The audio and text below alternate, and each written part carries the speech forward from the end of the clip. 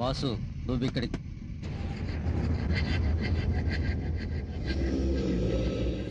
తెలుసా ధనరాజ్? మా కలకత్తా తులసి నీ గురించి ఎంతో చెప్పాడు. గుడ్. ఏం లేదు, ఈ మధ్య మన దోస్త్ ఒకడు పోలీస్ రౌండ్లో డెత్ అయ్యాడు. ఒక చేయి తగ్గింది అలాగా అని చూస్తున్నాను. ఏంటి చేస్తావా? వాసు వెతుక్కుంటూ వచ్చే లక్ష్మి వద్దనకు, పెద్ద చెయ్యి. వదులుకో వాసు. నువ్వెలా పిలిచినా రాను, సరిపడదు. నా జీవితం హ్యాపీగా పెడుతుంది, అది చాలు. ఓకే.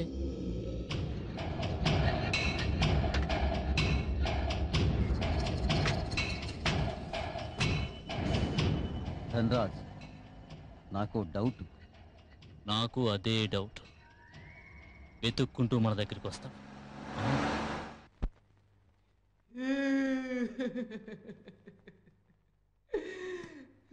ఎన్నాళ్ళుగా ఇది జరుగుతోంది?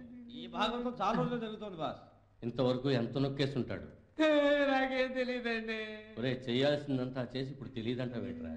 అకౌంట్స్ అన్ని చూసేది ఆయనేనండి. ఓరి దుర్మార్గులారా, దీనికి అకౌంట్స్ కూడా మెయింటైన్ చేస్తున్నారా? ఎవడు వాడు? ఎక్కడున్నాడు? ఇక్కడే ఉన్నాడండి. నువ్వా నువ్వా రేయ్, నువ్వా నువ్వా అంటే ఎవర్రా? మీ ముందే అటు తిరిగి నుంచున్నాడండి. రేయ్ రేయ్, చెప్తా క్షమించండి.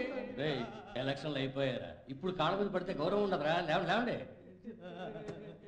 యాక్టింగా నాకే చెవులు ప్రాస్తారా?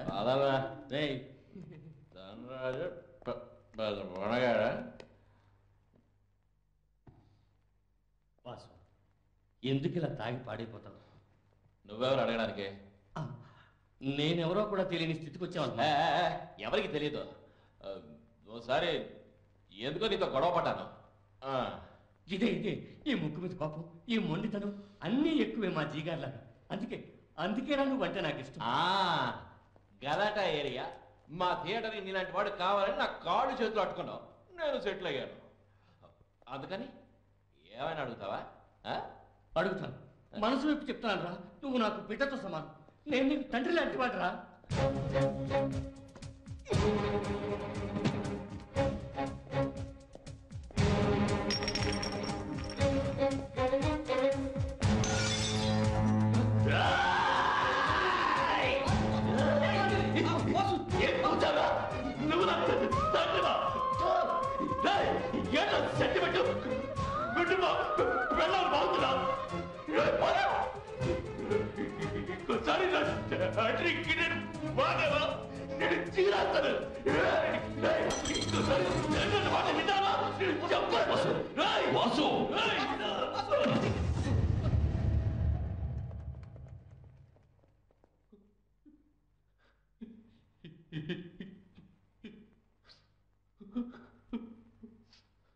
నీకెంత కోపం వచ్చింది?